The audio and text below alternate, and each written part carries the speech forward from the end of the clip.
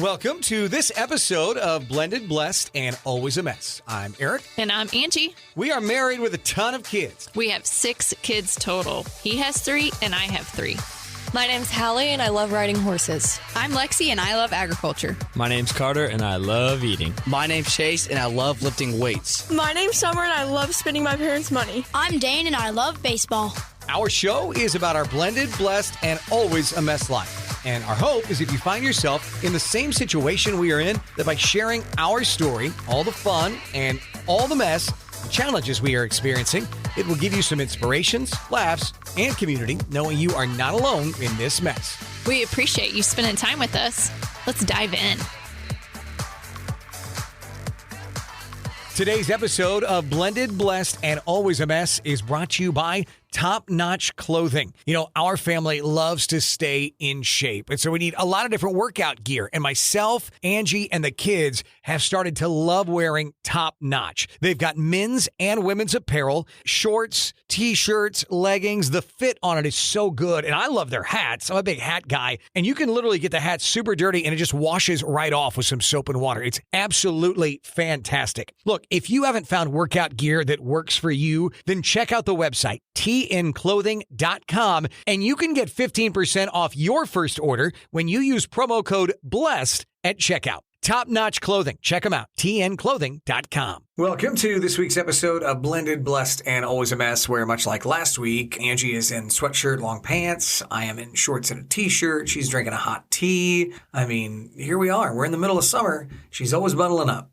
I'm very cold-hearted on the inside. You are not. That is not true. I'm numb. But that may My be heater true. is not working. But we go to bed at night, and normally at this time of year, we have taken the cover, the big blanket, off the bed. So it's like a sheet and then just the comforter.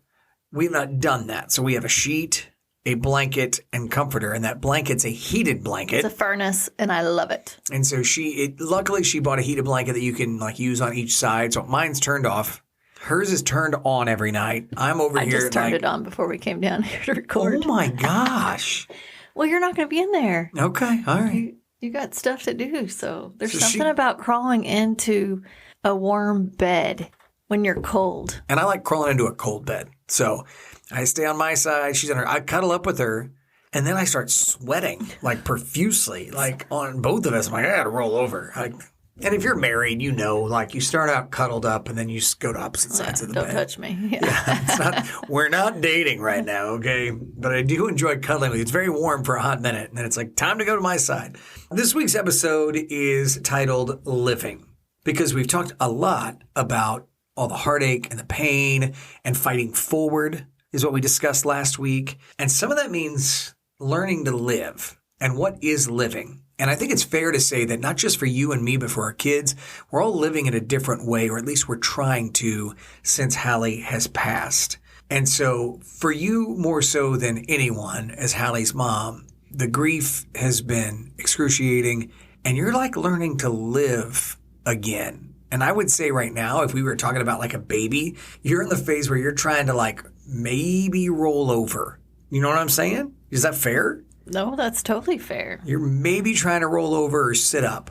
Well, it's a question I ask myself, and I think everybody who's lost someone that they dearly love, whether it's husband, wife, or the worst ever, a child, I think it's a question you ask yourself a lot. Like, how do I go on? How do I actually relearn how to live with this pain? And you're completely unraveled. So it is, to your point, you're almost relearning everything, every aspect of your life. And so it's so hard to imagine, how do you live without a child? And I said this before I lost Hallie, like, oh my gosh, I just can't imagine if I lost a child, like put me in a straitjacket, like I'll be done. Yeah. I'll be done. Like everybody says that. But there's a reason. Right, because you can't fathom it. And so, we're 6 months in and learning how to live without Hal. And I saw a quote the other day that said, you weren't the only one that left that day. I look in the mirror and I see a stranger.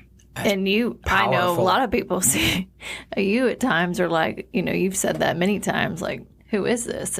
And so we have that going on of like us trying to figure out, how do you start living I think that's such a quote that's so powerful because, as you said, like, I look at you and it's like, I'm in love with someone I don't know anymore. Yeah. You didn't do anything, right? I mean, on the inside, you're the same person, right? We've just, you and I have had that discussion. Right. Like, on the inside, you're the same person, but you're incredibly different. You're so different because you're trying to relearn how to do just about everything. You're just trying to put the one foot in front of the other. Bazillion pieces shattered. You're trying to take that and figure out what the hell do I do with all these pieces. Mm-hmm. So there's that part of it of how do we start trying to live this life. And then on the flip side, I also wonder how Hallie's living. And we've talked many times of how the last couple I worried about her all the time. It was so heavy. Obviously know what that worry is now, but I don't worry about her anymore. I wonder about her. Like, how is she living? That is the switch, because you cried yourself to sleep many nights, like you do now, worried about her and her relationship. Yes. I mean, multiple nights you would cry yourself to sleep because you had the mom concerns out of the get-go. But now your tears are more of a sadness, a grief, because you miss her so much and wondering legitimately, what is she doing? Well, I was talking to another mom that is 1 month in she lost her 15-year-old son. And one of the things I wonder about Hallie so much now, like, it could be silly things, but like, does she eat food? Does she sleep? Like, does she have a house? Does she have animals? Like, how many horses does she have? Does she hang out with people that she knew before, or does she meet like new people? Does she have a body? Does she have arms and legs and walks around? I mean, does she get bored? Does she? All great questions, by the way. I mean, it's so weird because I can't imagine what her life's like. Now, I never wondered about that when I lost grandparents or a friend or whatever, but there is some, and I don't know if it's a mother thing where you're always like worried about your kids. Where are they? What are they doing? That's at a whole new level, because when they're here, I wonder, they're at a friend's house. I wonder what, how that's going. Are they having a good time? Are they not? Or, they get home safe, that type of thing every day. But you know what they're doing. You know the world that they're living in. But with Hallie, there's so much wonder. Does she check on us? How often does she check on us? How does she decide when to check on us? Does she know what's going to happen to us? How much does she know about our future? When does she decide to play tricks on us, and when does she not decide to play tricks on us? Yeah. When did she decide to show up in our dreams? We had, about a week ago, it was really bizarre because about 4 or 5 people had dreams about Hallie, all within a couple of days, and they all were very, very similar, and that we all got hugs from her. Yeah, it was a great hug that she gave me. I was walking next to her in my dream, and she was leading her horse like she always does, and so that was like completely normal, except I knew she was gone, and I was telling her, I worry about, like, what are you doing? And I just want to know that you're okay. And she was like, Mom, I'm okay.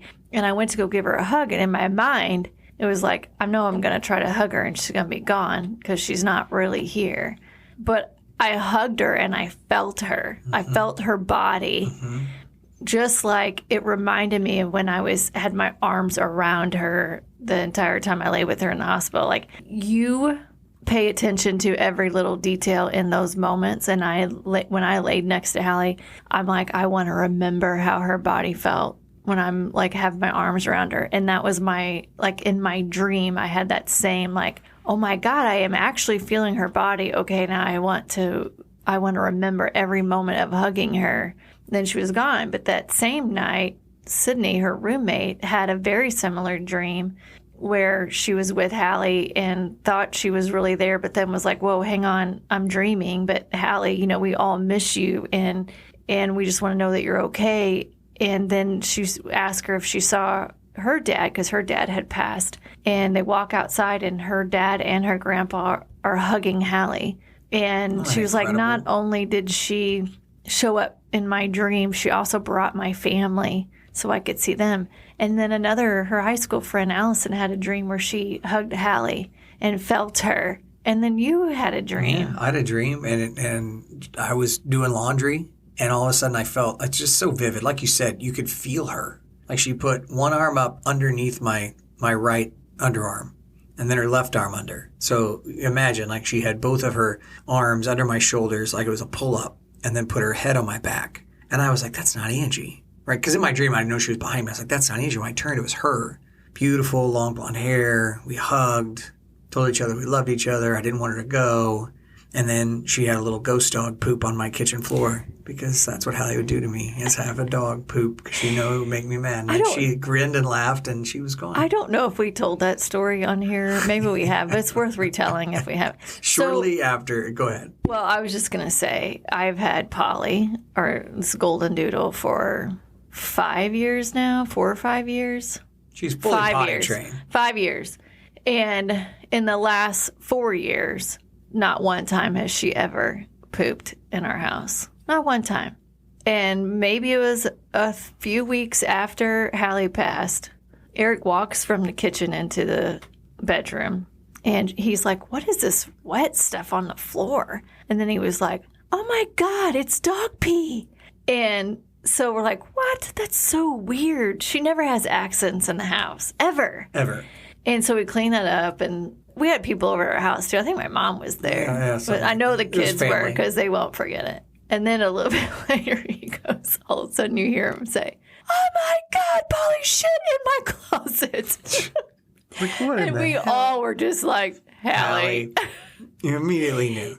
So basically in his dream, she's telling him, like, yeah, I did that. That was basically how I took it. Yeah, she's like, yeah, I'm the one that had Polly poop in your closet, and here's a little ghost dog pooping in your kitchen. And then she smiled and laughed, and she was gone. But otherwise, it was a beautiful dream, and I loved it, and it was so good to see her. And so it is. It's a great question. Like, how do you know when? I would say, obviously, none of us are going to know the answer to this until we're gone. And, the first 27, 28 years of my faith, maybe probably even 30, early 30s, it's probably been the last 7 or 8 years I've been at the Crossing, and I've been there for about 15 years. And it's really started to hit me as I read my Bible more and I listen, is that Jesus is very clear. We've talked a lot about how we feel like since Hallie's passed, there's maybe just a thin veil that is separating us from heaven. Like, it's not like she's that far away, but she is. And biblically, what I'm learning is, like, we're not going to heaven, this place in the sky. Like, when Jesus comes back, he's actually bringing heaven back to earth in perfect harmony. And so I believe that she's in some form of heaven on earth where she can ride a horse every day, where she would have arms and legs. Obviously, no pain, obviously in our perfect body, our perfect resurrected bodies. And so I think, that's what I think, why her hair is always so, everybody says they see her as the most beautiful version. And she was a beautiful girl already, but now the most beautiful version. She's in her perfect resurrected body. And I would say that when I have dreams about my dad, he's never the age he was when he died. He doesn't look old. He's not hurt. He's always a little bit younger and the most handsome version of himself. Handsome, healthy version of himself that I can ever remember when I see my dad in my dreams. Maybe it's like an avatar, and they can pick however age or what they liked best about themselves. Maybe, I don't know. Yeah, I don't know. So we're just trying to figure that out. I also wonder, like, how does she decide who to visit? There's so many people. I mean, she could hang with Betty White and Leslie Jordan. Those are some of her favorite people. I'm sure she has. Or Penny Shenry that owned a secretariat. She was always fascinated with her. Anyway, I just can't imagine it. So when I can't imagine it, sometimes you do start like questioning their faith a little bit of like, okay, I just want to feel close to her. But I had someone send me a story the other day that I was like, okay, this is why it's so hard to imagine. It's a beautiful story that was shared with you. And I was going to let you read it. Oh, you want me to read it? Okay. Because it's about being in the mother's womb. All right, I'll read it. I think it's going to be better coming from you. Okay, so here it goes. In a mother's womb were 2 babies. One asked the other, do you believe in life after delivery? And the other replied, why, of course, there has to be something after delivery. Maybe we are here to prepare ourselves for what we will be later. Nonsense, said the first. There's no life after delivery. What kind of life would that be? The second said, I don't know, but there will be more light than here. Maybe we will walk with our legs and eat from our mouths.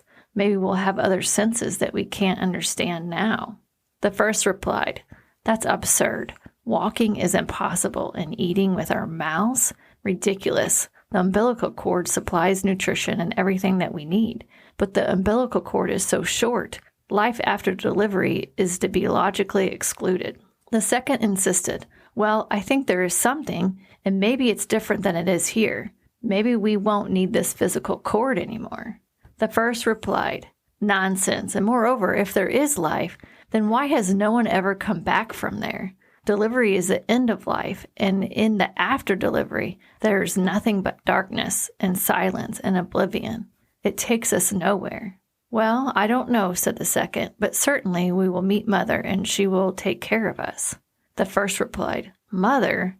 You actually believe in Mother? That's laughable. If Mother exists, then where is she now? The second said, she's all around us. We are surrounded by her. We are of her. It is in her that we live. Without her, this world would not and could not exist. Said the first, well, I don't see her, so it is only logical that she doesn't exist. To which the second replied, sometimes when you're in silence and you focus and listen, you can perceive her presence, and you can hear her loving voice calling down from above.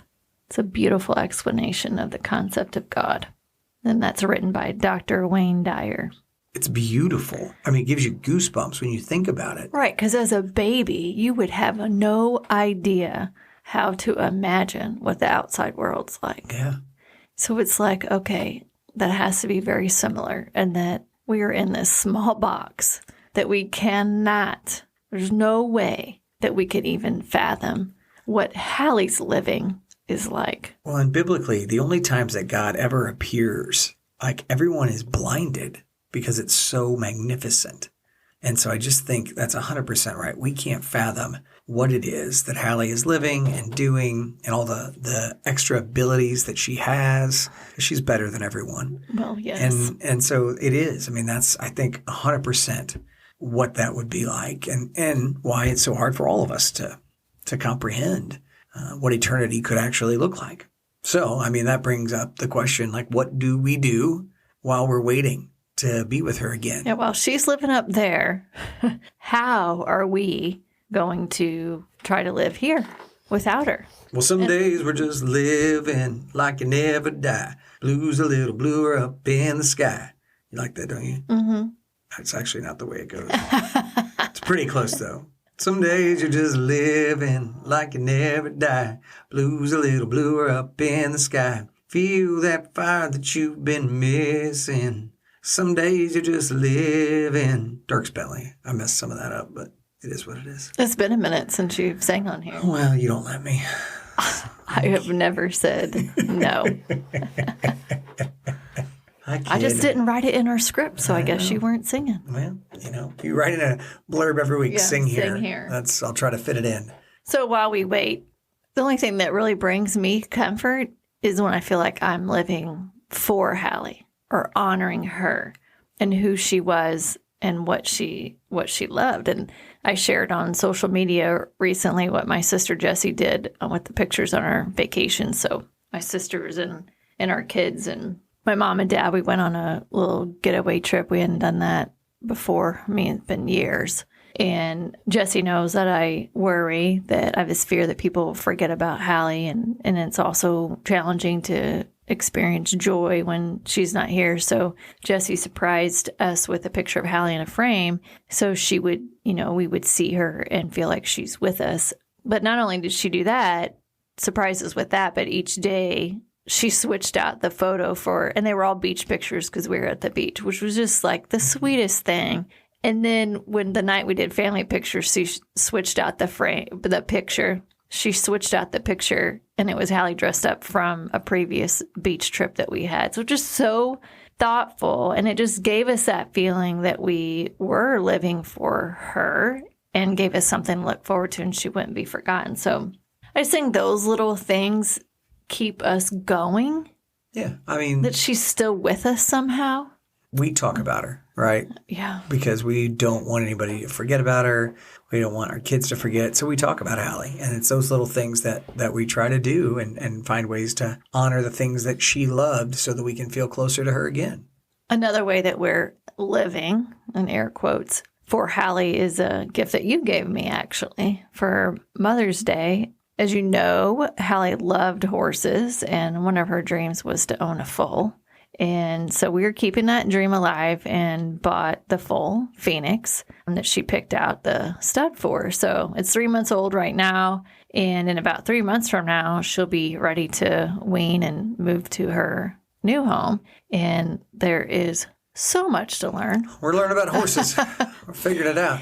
So much to learn about foals and horses. And, I previously relied on Hallie to know all of that. Like, I was just her money source and her photographer, her biggest fan and supporter. And we spent so many hours as she was growing up at the barn, whether she was taking horse riding lessons or just hanging at the barn or doing an impromptu photo shoot. She was always like, hey, Mom, let's go do a photo shoot. It was prom, homecoming, or just random.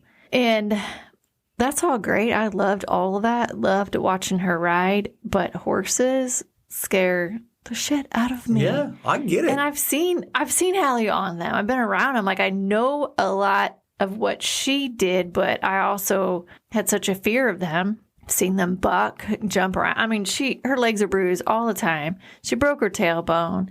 She jacked up her ankle one time, messed up her shoulder. I mean, none of that really sounds appealing to me. I'm like, what? Okay. I'll stay where it's safe.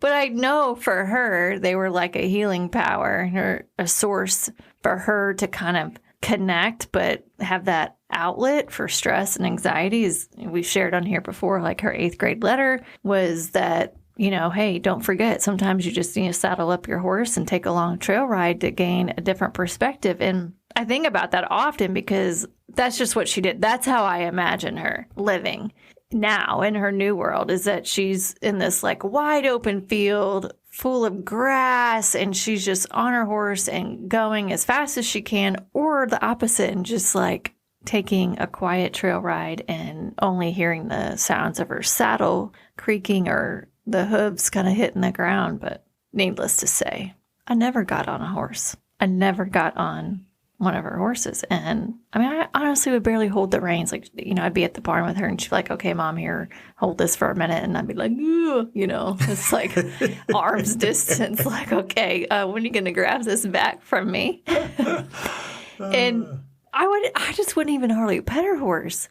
But it was fear. Yeah. Fear was holding me back from even getting close. And sure in the hell wasn't going to get on one. Way too afraid. So like when I think about this and I think about what is living, and I go back to the gift that you gave me for Mother's Day, because now that Hallie is living somewhere else, I want to live for her through her and everything that she loved. And so Aric gave me the most thoughtful gift, and it was riding lessons for him and I. And it's a cool way for you and I, for Aric and I, to connect, date, in my mind, but also learn about what Hallie loved. And we also are going to figure this out because we have a horse now. Yeah, it was a multifaceted thing for me, right? Like, what are you going to get? And I know Angie is much more about thoughtful experience than she is some gift that she's going to forget about. And so in doing the horseback lessons, I felt like it would bring us closer to Hallie. We would learn more about horses that we need to with Phoenix being here now. And then also, as a way to date, because as we've shared, like, that's not something we've done a lot of in the last 6 months. It's just not been right. And so I felt like it would be a slow way that we could kind of start to spend some time together in more of a dating environment. So those 3 things, I think, it was really an enjoyable experience. I loved it. Yeah, so this last week, we finally carved out time, and we went to the barn where ultimately we'll move Phoenix to. And we did all the things that I used to sit back and watch Hallie do. So comb and brush the horse and pick out the hooves.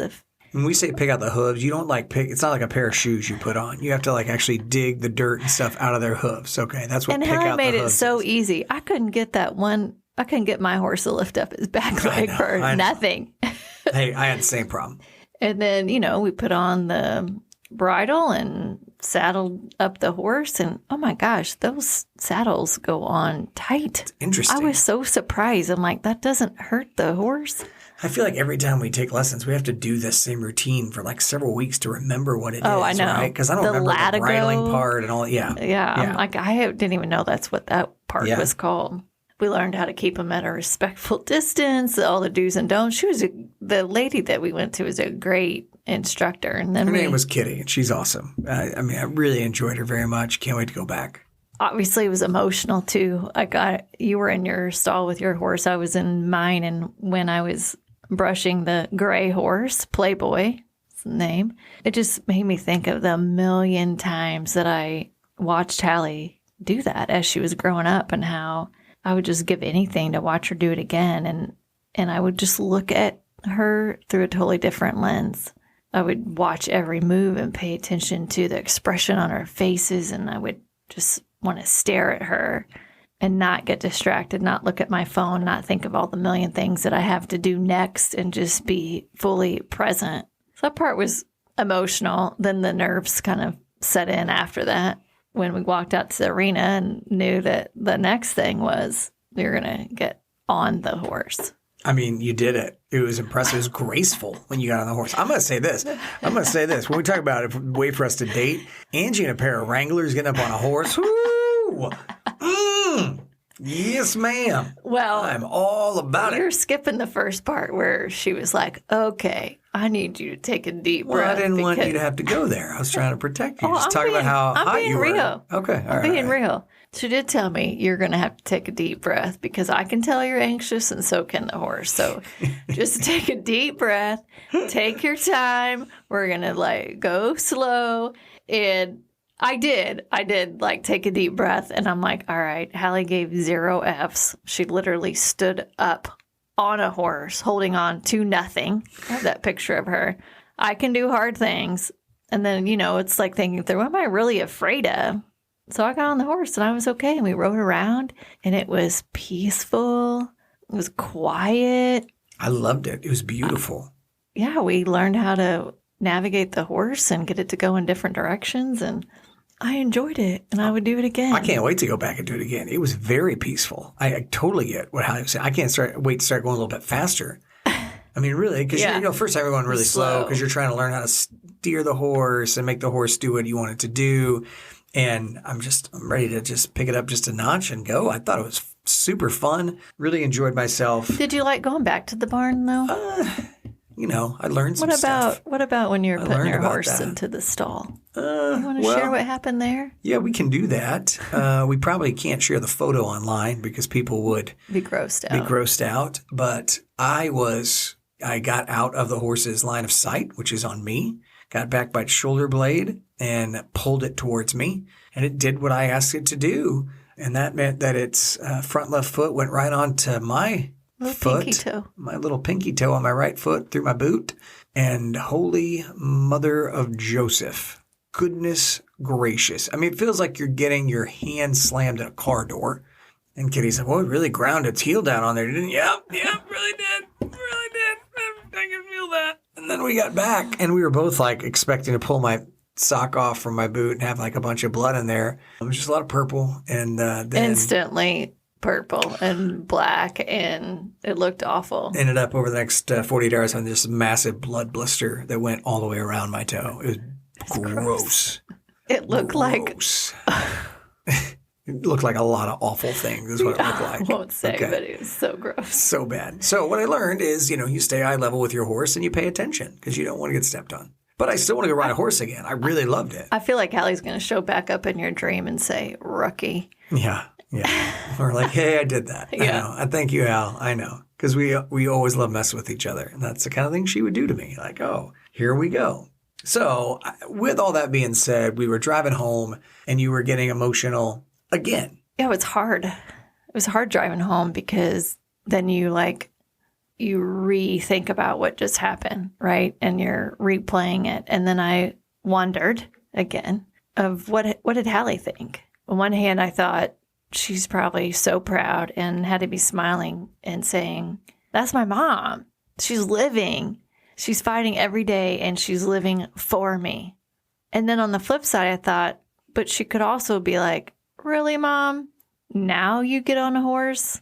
And if I'm being honest, like, I felt guilty a little bit at that because she's gone.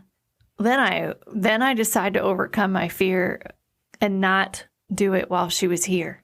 But don't get me wrong, we have done a lot of things together. It just would have been cool, and she would have loved it if I would have gotten on one of her horses while she was still here.